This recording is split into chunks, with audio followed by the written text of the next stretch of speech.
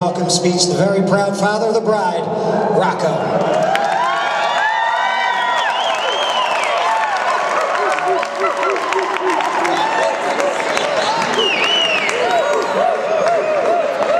Oh man, we gotta slow this shit down.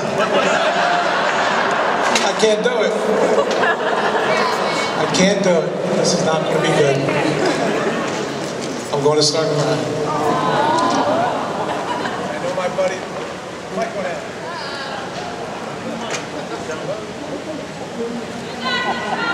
Hey, this guy. Okay, I'm sorry. Whew. I know my buddies on table 7 are waiting for me to cry. It ain't happening. So, this is really incredible night. It's a little surreal, you know, watching your daughter walk down the aisle. It's emotional, it's overwhelming, but it's also the happiest day of my life.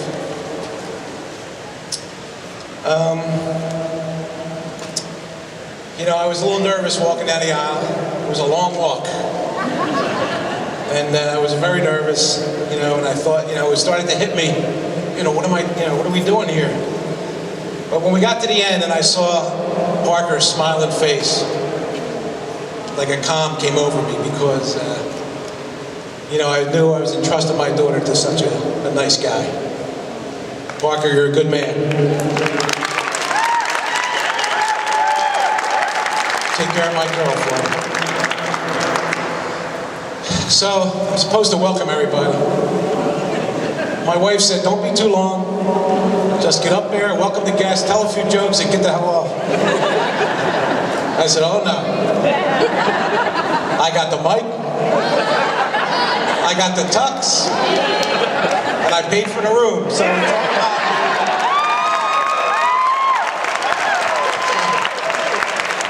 me. So sit back and relax, we're going to be a while.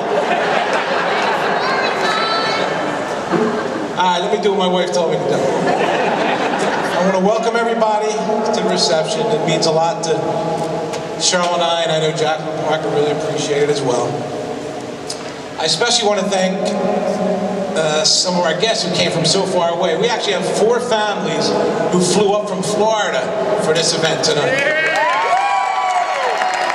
Unbelievable, they would leave Florida to come here. That's real friendship. Thank you guys. I know we have people who flew up from Georgia. We have family, dear family, who drove up from Maryland. Aunt Joe, thank you. And I especially want to thank the Biancanello family, who walked all the way from South Philly to be here tonight. Thank you guys. So I have to thank a few people who helped put this event together. I certainly had no part in it, but a lot of people did. And thank you to my family who helped, you know, do things for the wedding. I want to thank my buddy John, who stopped production at his shop to make a bunch of stuff for the wedding. Thank you, John. I want to thank Jacqueline's girls, her bridesmaids, for standing by her and being so loyal and helping out with the shower. Thank you guys. I want to thank Parker's guys. Where are they at? Over there. They're all over. I talked to the limo driver. He said, don't call us next time. So I don't know what happened in the limo, but... And I really got to give a special thank you know, to the woman who helped plan and agonize over every detail, my wife Cheryl. She wanted this to be special for Jacqueline and Parker, and it came out that way, babe. Thank you. Can we get a round of applause for the mother of the bride?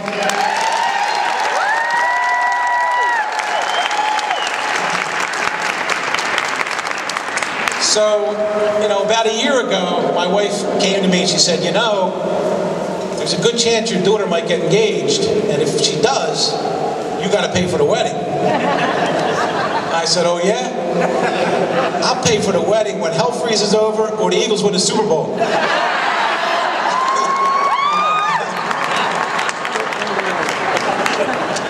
Nah, that's my only Eagles reference. I promised Jacqueline no Eagles stuff. She thinks I'm nuts already with the Eagles.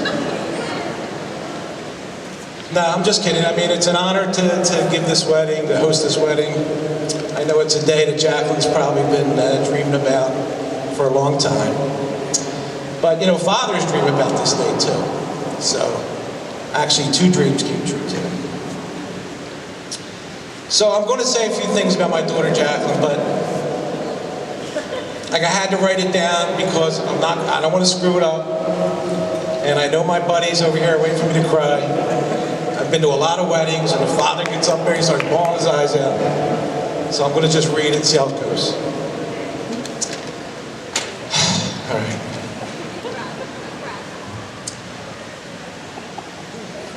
Starting already. Don't look at it. Can't look at it. Jacqueline was an answer to a prayer. She captured our hearts from the day she was born and continues to fill our lives every day with love and happiness. And of course, song.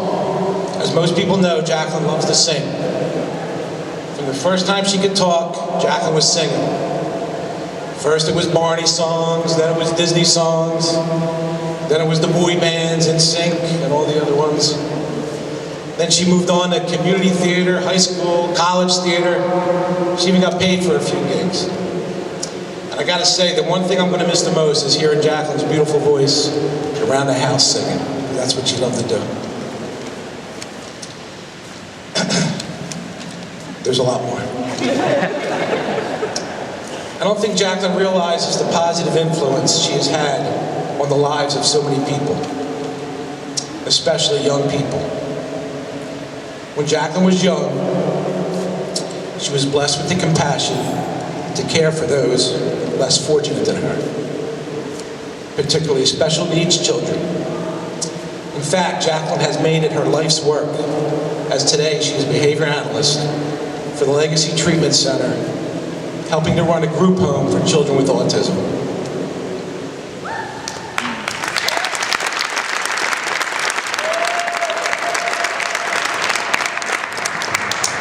Every day, Jacqueline is teaching these children the skills they need to improve the quality of their lives. She never asks for recognition or praise or acknowledgement. And I know she hates when I talk about her like this, but it's my only opportunity. She just does it, oftentimes putting in 12 to 16-hour days. There's a quote that I love that I think describes Jacqueline. Your true character is revealed by how you treat those who can do nothing for you. That's Jacqueline. When Jacqueline was 16, we threw her a party, a birthday party, Sweet 16 party. And we invited quite a few family and friends. A couple days before the party, Jacqueline came to us, Cheryl and I, and said if she received any money for this party, she wanted to donate it to charity. We were a little surprised, but not really, because that's Jacqueline. When our family heard of the idea, they all gave Jacqueline a few more dollars. We come from a very generous family, that I'll say. She received quite a bit. She decided to give the money to a couple of different charities, but gave the majority of the money to the St. John of God School in Westville, New Jersey. The school used the money to build a sensory garden for their autistic students. When the garden was finished,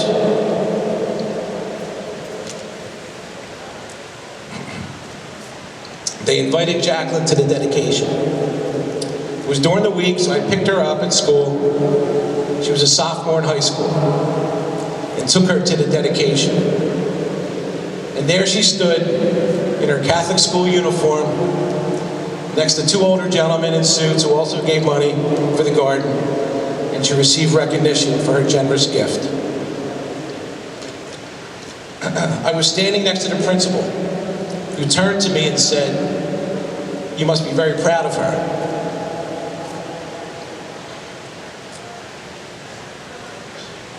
But at that moment, I couldn't speak. I was choked up and overwhelmed by the applause. So I just nodded my head in agreement to the principal. But today I'm ready to answer the principal's question. Am I proud of my daughter? You bet your ass I am.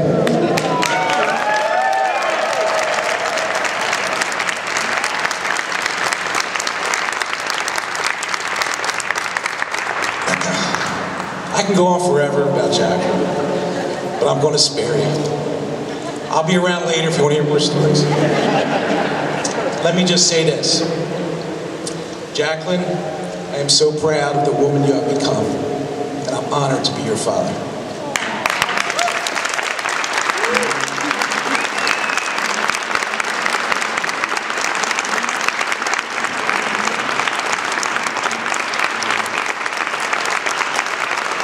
Oh, I'm not done. Go back. I gotta say a few words about my boy Parker. Okay, that's over.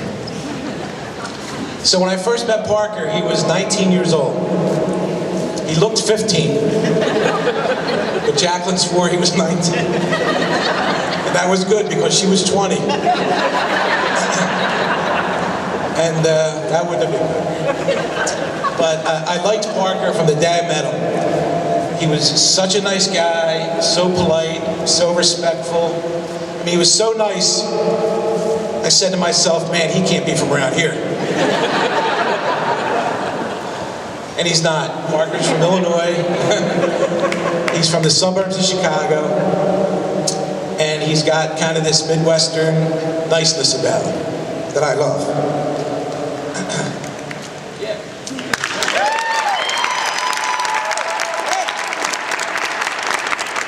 I'm hoping it rubs off on us. I mean, us people in the Northeast, we try to be nice, but it don't work. If you're too nice, they look at you wrong, you get an argument.